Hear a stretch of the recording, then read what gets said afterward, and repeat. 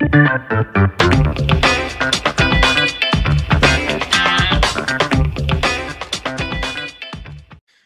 and welcome to another episode of the Real Estate Investing Club. I'm your host, Gabe Peterson, and this is the place investors go to gain actionable advice, learn about current market trends, and hear war stories from other professional investors out there in the field today.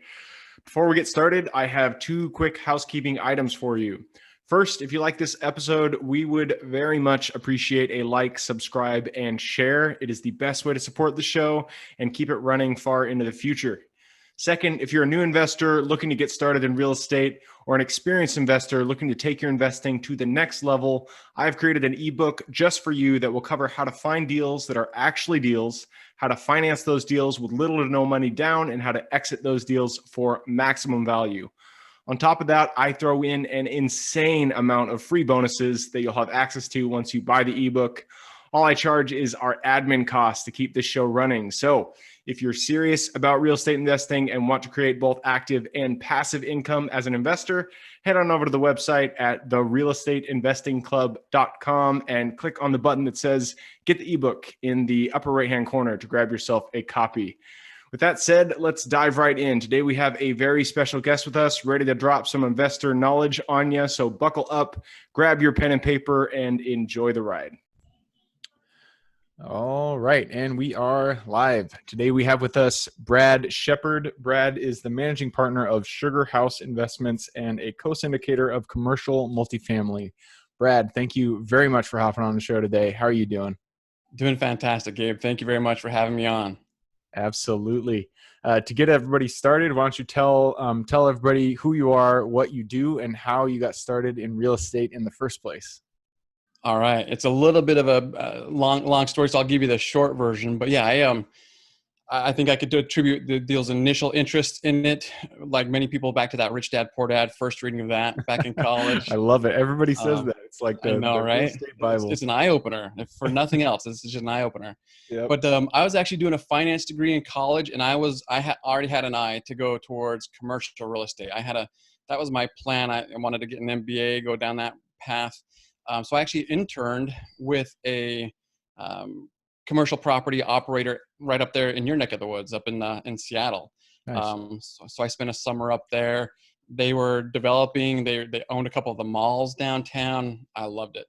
Came back from that, and then actually picked up my first rental property shortly after graduating from college, and went down different paths, but always had this eye towards real estate. And so as I was doing other jobs, started building up my small little portfolio of rental properties, came to Texas about 10 years ago and started doing a little more active residential deals, the fix and flips and a little bit of wholesaling, that kind of stuff, built up a little portfolio here, and just realized I'm missing the boat. I like that commercial stuff. What am I doing with freaking picking out tile and working with these contractors? HGTV really sells it, man. They really exactly right. It makes it look so much fun. And then all of a sudden your contractor makes off with $1,500 or something like. They don't show that on TV. That sucks. So then so then the question was, how do I get to that commercial real estate world? And I started learning a little more about the syndication model that normal mom and pops can do. Normal guys like us, they don't have to be these fancy mall operators or companies building skyscrapers. Like, we can do this stuff. So I started looking at that path, was starting to build relationships with brokers to source out my own deals. And then partnered up with some people here in Austin who are already working on these fronts and these opportunities. And I found a good little niche partnering with operators already in the business and playing my specific role in helping them grow their business, helping them with due diligence, working with investor relations and raising capital, et cetera. So that's been my role for the last 3 or 4 years, has been primarily working with a handful of different operators in this capacity, the investor relationship side, capital raising side, as well as other aspects that I can assist with. So that's been, I've loved it. I feel like I found my home. Awesome. I love it. So you're, your bread and butter, your wheelhouse is really raising capital, right? That's where I spend the bulk of my time. That's great. So Yeah. I'm happy to have you on the show because that's a big thing when it comes to, a lot of investors, even myself, we get started, you start out with the wholesales, you start out with the fix and flips, and then, you're like, ah, man, this is a lot of work for the money that I'm making. Right. And so you put Totally. your eyes on those bigger, the bigger deals like multifamily, I'm doing mobile home parks, things like that. But you quickly realize that shit, I need money. I need like real Right. money to get these done. And Yes. in order to do that, you need to raise the capital. So I'm glad you're here to talk about that subject. I remember when I first started getting into the active stuff here in Austin, there was a guy I could see was doing some cool deals. He was doing some development stuff. I want to pick his brain. Took him out to lunch. I wanted to ask him all these questions about flipping and developing. And every time I asked him a question, what would you suggest, or what would what do you think about this? He'd say, look, if you can learn how to raise money, you'll never want for a position in real estate. And I was kind of bugged at it. Like, that's not what I'm talking about. I want to learn how to flip a house. No, man, what tiles should I pick out? Come on. Exactly. Come on. I want to pick out some carpet. And then finally, years later, it dawned on me, oh, that dude was right. I need to learn how to raise capital. And you learn how to do that, and you become really valuable to all sorts of different people. Yep, absolutely. Capital is it's the thing that gets deals done because some people are really good at, I'm really good at finding deals. We do a lot of off-market marketing, but you can't do anything unless you have the capital to move on it. So, There we go. and it's interesting. You got started with Rich Dad Poor Dad. So many people have said that. It's like, yeah, it's like the Bible. People always get started there. Yes. Um, It's definitely the eye opener. I think that's the best part of any book, right? Is if it makes you think differently, and that book just makes you think differently. yep. And so you did fix and flips and wholesales for a bit. Yeah, after just kind of picking up some just lazy, simple rentals before we came to Texas, when we came here, we wanted to do just a little bit more active. Yeah, wholesale, just a couple of deals. I was never wanted to be a wholesaler, but it was just deals that I didn't, would get under contract and realize I didn't like them, so I could, just flip that paper. But then did some flips here. A couple I did on my own, a couple I partnered with a contractor, husband and wife team, and just experienced it, and glad I could say I had the experience and move on. Yep. That was my mentality. I've had a few flippers on, and I give them a lot of props because Sure. it is hard. It's a hard job, and if you do it once, you realize like, damn, that's a job for sure. Yeah, and it is a job, and it's very active, and it's not the, I would rather have the day job, go down the MBA route and do that kind of stuff and working with professionals, as opposed to doing the active work of flipping. So some people are good at it, they love it. I would prefer to do an office job compared to the Dealing flipping. with contractors. Right. Yeah. Yep. Awesome. So, but let's talk about what you're here to talk about, syndicating and raising capital. So, this is, I already said it, I'm beating a dead horse here, but raising capital is super important. Right. So kind of take us through your mindset, your mind frame, and your process when it comes to raising capital for deals. So just given my work background over the last 20 years, I've built up a good network, personal relationships of folks who are smart and successful in their own fields. They are good at what they do. I've got a good handful of doctors in the family. They think they're good at everything. But then it comes to this conversation of where do these people put their dollars, and most of them are just used to the 401k options. Maybe it's a self 401k, but the idea of investing in a group real estate investment is news to a lot of those people. And I've really enjoyed those conversations. We're talking to people who are successful in their own industries, introducing this new idea new to them, this idea of a group investment where you can invest your dollars instead of some mutual fund that's really ill-defined and fuzzy. You have to get deep into a prospectus to understand what you're actually buying. Hey, look, we're going to buy this 300-unit apartment complex right here next to this amazing development called the Domain here in Austin. You can drive over there and park in the parking lot, touch it and feel it, and be a part owner in that piece, and generate amazing returns, amazing tax benefits. So that's my mindset, is how do I get in front of more of those people and introduce them to these alternative investment assets that they may not be accustomed to considering for their portfolios. Yeah, absolutely. So how does most most times that you raise capital, it's not from people in real estate. It's from, I mean, as you're talking about doctors, engineers, things like that. People have money and they just want a place to put it. So how do you broach that conversation with someone who does not have the real estate background? Like, how do you set it up? How do you get them to understand that it's not as, there is risk in all investments, obviously, but it's not as risky as they would perceive it to be.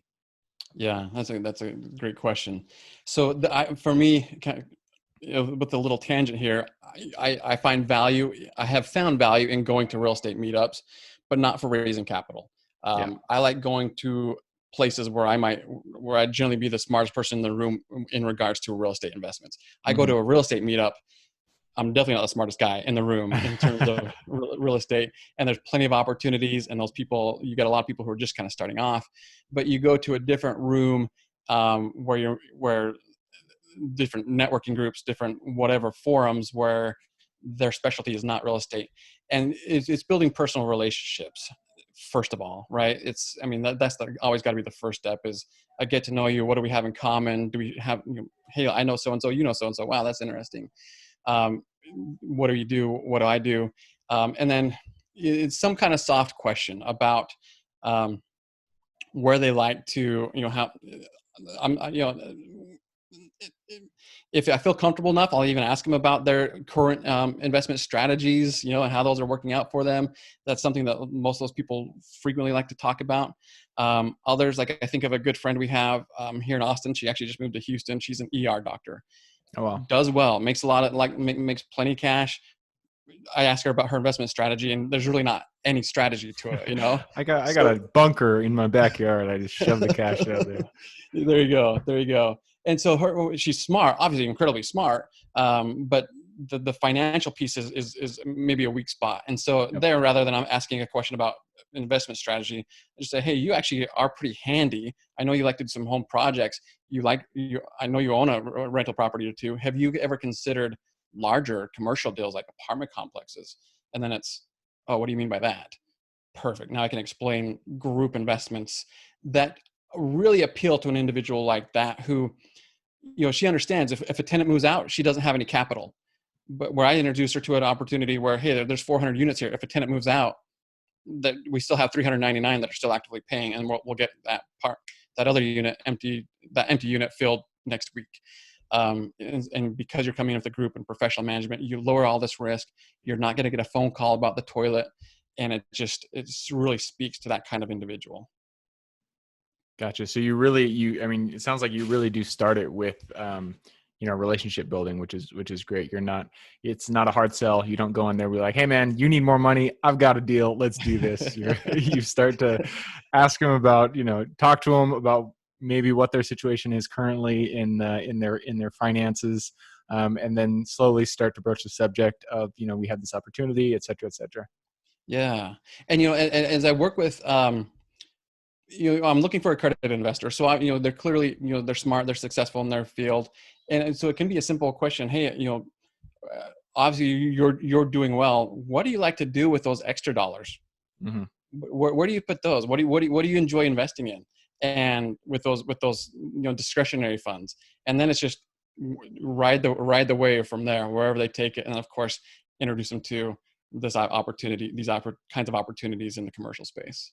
Awesome. Yeah. And I'm sure it's an easy conversation on your end because you are helping them. There is no real sale involved because in my opinion, real estate has the best returns when you're looking at it from every different angle than any other opportunity out there. So there is sometimes when you're selling something, you feel like, I'm not sure if you need this, but it is a great product. Right. So here, check it out. But real estate really is a great product. It's good for anybody that has money. So.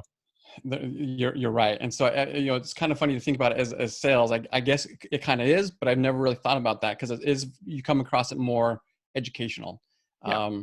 And at times, especially during the last 6-7 years, the stock market has been awesome.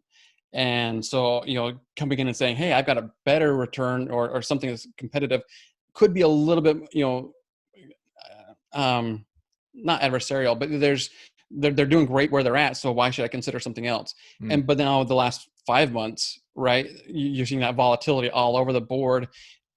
Stock market is not correlating to the reality that we're all feeling. It changes the conversation. People realize, okay, I want off this roller coaster. I want something more tangible, something I can see and put my hands on. It's never felt to me like a sales conversation, because it's fun to just tell people about it Yep. and share. Yep. Educate the opportunities that are out there. Awesome. Well, so what's your guys' plans next? Like, it sounds like you do a lot of partnerships with different operators. So what do you have something huge on the horizon, or are you guys raising for any specific opportunity right now, or? Yeah, right. I mean, it definitely is right now where everybody's trying to get their feet underneath them again, when, Q2 was such a big question mark, where the rug got all pulled from underneath all of our feet. So a lot of the partners that I work with, we put things on pause, including some of the current projects. We maybe slowed down a little bit on some of those renovation efforts. Those are coming back up. And so it's okay. There is a market, there is activity, there's, guidelines have changed, but there's still, there are deals, and there are deals coming. It's a little hard to underwrite right now. So we're still taking it pretty cautious, but still, at this point, picking up the deal flow activity again to underwrite what we're used to, so that we can get back in front of these investors with opportunities that we feel good about. We're working on an opportunity down in Houston. We've already been able to negotiate an 11% decrease off of what we had under contract for. Oh, great. Is that good or is that bad? It feels good today, but is in 6 months, should we have negotiated better? 50%, yeah, exactly. Right. So there's a lot of unknowns, and we're trying to account for that, which is tough. So you have to make a lot of assumptions, but we feel comfortable jumping back in, and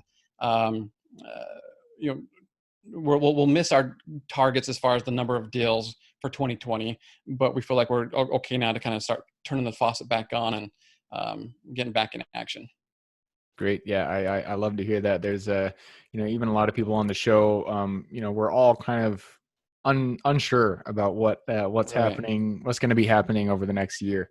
Obviously, we're hoping for good things, but you never know with COVID. It's been a wild ride. So many unknowns. I think the idea of a V-shaped recovery, that's out the window. It's going to be a little longer haul than that. But at the bottom line, there's a reason, we've always said these kind of assets are recession, not proof, but recession resilient. Mm-hmm. Everybody will continue to need a place to live. Mobile home parks are a great spot. Those people aren't going anywhere. Yeah. People need a place to store their stuff. So we're in a good asset class, in my opinion. Yep, absolutely. Well, hey, Brad, we are at the end of the episode. It goes so quick. Before we leave, I have a few questions, really quick questions to ask. We'll just spitfire them out. The first one is about books. I love asking people about book recommendations. So if you could give one recommendation for real estate and one for just living life well, what are those two recommendations? The one that pops into mind for living life well, and this might tie over now to the real estate side, but the Miracle Morning. Oh, nice. By Hal Elrod. Yep. Yeah, I think that one is. I've always been a morning person. It's been more challenging post kids, but I love the structure that he provides. That's a great way to start your day. Absolutely. And then I think they're just coming out, or is already out. There's the Miracle Morning for real estate investors. Oh, no way! I didn't know that. Yeah, they're doing a series off of it, so that might be worth checking out as well. Tie that into the real estate side. Perfect. Cool. Well, we also, we use apps and tools every day. I think we have too many, but some of them really do help. So if you could give a recommendation for one app or tool that you use that you think actually, contributes to your productivity and fulfillment in life, what would that be? I run my world off of Aweber as far as that's how I stay in touch with my investor database. Yep. People can accomplish the same thing with a MailChimp or a Constant Contact. My teams, exactly. My teams, as far as communication goes, we're big on Slack with various operator teams. We're all hanging out on different Slack channels. I'm a fan of that. That cuts down on emails and rather than chains being all over the place. Slack kind of puts it all in the same spot on one app. So I like that as well. I love that, man. You're not the first person to say that. Me and my partners, we use Facebook Messenger, but I feel like we need to upgrade to Slack because, that idea of having a channel for specific things like, due diligence, underwriting, all that sort of stuff, keeping the conversations in one area, that's very appealing to me. And it's kind of funny. My wife's family all decided to jump on Slack. So now I've got like a family reunion thread going as well. And I've got a church group on Slack. It's like, well, I'm just running my life on Slack now. I love it. Awesome. Well, the next question, you've had a long career, a lot of success, a lot of ups and downs. If you could go back to the Brad who was just starting out, just leaving college and, getting into the work world, and give him one piece of advice moving forward, what would that piece of advice be? Oh, that's a good one. I don't regret anything. I've definitely lost some money on some deals. I've had some flips go south. I've paid contractors ahead of time. I hadn't paid them. All things I would have done differently, but I've learned lessons that were incredibly valuable. I think where I would go differently is earlier in the course of, in that path, partner up. Yeah. I tried to do most, up until the last handful of years, try to do it as a lone wolf approach, and that'll get you somewhere. But you can go so much farther when you partner up with teams, whether that's partner up with a contractor to do some flips, or partner up with a buddy to do some wholesaling and some rehabs or whatever, or partner up with some expanded teams to do syndication. If you get out of that lone wolf, I can do it all kind of mentality, I would have been much better off had I gotten rid of that much sooner. Yeah, I 100% agree. Bringing partners on, it's not only just they have different skills than you, it's also just motivation for me, because I have somebody to go with and talk with about what I'm doing. And so I started out lone wolf, and I'm glad I'm partnered too. So I love that piece of advice.